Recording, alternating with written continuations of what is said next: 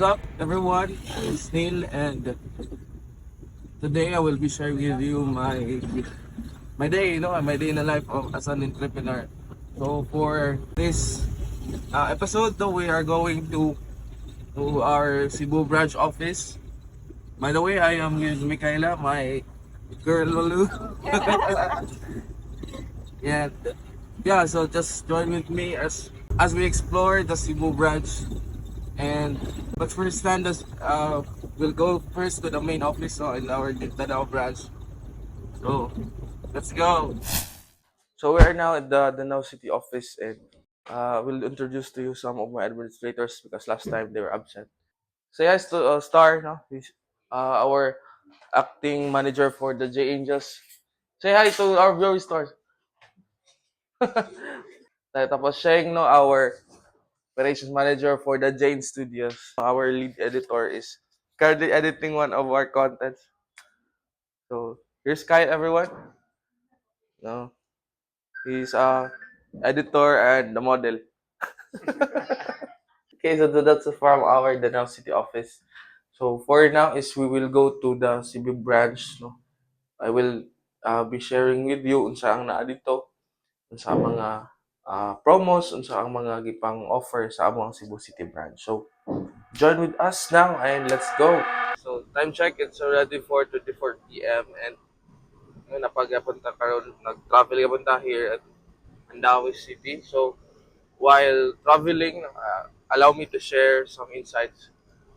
So as you see, no, I have with me my partner, and I think for every entrepreneurs, the rule, no, first rule is always to choose the right partner. Lately lang kay we stopped by sa isa ka warehouse, no, because my girlfriend is also doing business for a little garments lang. Kanang sometimes your partner will be the reason of your success or also your downfall. So, mo na importante, no, to choose the right one because sometimes sila ang mo support you or either mo break you. So mo kung isa ka advice sa mga entrepreneurs. And also my girlfriend is at most of the time we don't really understand each other, no, kanang na may mga times nga because that's a reality in every entrepreneurs, no, lang no, dili kita always masabtan, no, we are most of the time being misunderstood. So that's also one of the challenges nga ato ang angay nga tagaag priority. So, again, always remember to choose the right partner. We have arrived at our Cebu City branch. This is located at Guisan Road, Punta Princesa, Labangon, Cebu City. So, go. Oh, shit. Oh, shit. What's up? Oh, shit. For today's video, guys. Ang ganda mo, Angel. So this is our officer in charge, no, Dayan, our operations aide and acting manager for Cebu City branch. Yeah, and together is Kuya Nelson, our administrative aide. In this office, no, we have a training center, as you see, and studio. So just like the same with our Danao branch, no, we offer here training for modeling and also self-portrait photography. Okay, Dayan, ano sa'yo itong expect sa Cebu City branch? So, si Dayan, kay iPhone na siya. katas ng JN. No, proud kaya itong mga administrators because most of them are iPhones, ako ba naka-brace. So, next project ni Dayan kay brace na. Kaya naman siya piluka, naka-ribbon na po siya. For meetings, no, Dayan is always ready here in Cebu branch for your wedding needs and preparations, inquiries, no. Kanang Dayan is our point person. So for now, no, as you see, ang atong Cebu City branch kanang ato napatay i-improve ani. So for today, no, ato ang i-makeover gamay si Cebu City branch, so, together with our staffs or our persons here. Let's go.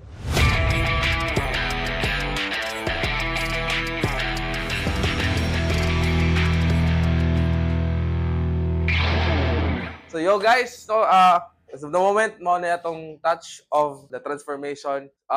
Medyo hinahinay pa atong renovation. So I will show you the whole process, and that's it for another video. You will see no the transformation of the Cebu City branch. And next video is we will also tour to you to Karkar. But for now kay medyo late naman, so we will just go to another place, no? Let's go, team. We will have to unwind. So, by the way, Day, kanang we will have an offer no from the Gen Pros and Events Division, and another kuan kanang taste of wedding package, and I'm sure no na the customers will love it. If ever you have inquiries, especially if namo sa south, I mean namo diri sa middle or metro, so just visit our Punta Princesa branch. We will have an offer very soon. No, we will post it in our FB page. This is already 8:45 in the evening. We're in SM Cebu for our dinner, so it's been already a long day, but we're still exploring things, and we're still in the time of adventuring. Where so SM City is one of the best places to go if you're unwinding. SM City Seaside.